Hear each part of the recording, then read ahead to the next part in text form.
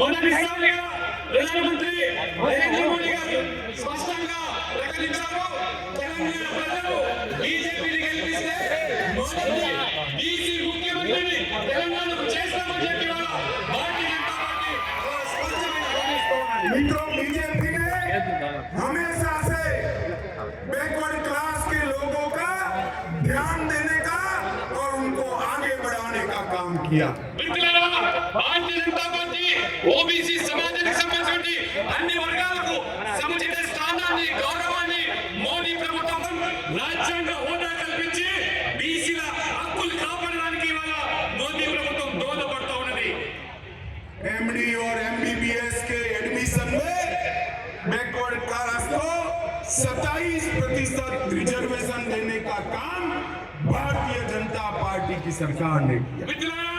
BC పిల్లలు చదువుకోవడానికి neat మాధ్యమం ద్వారా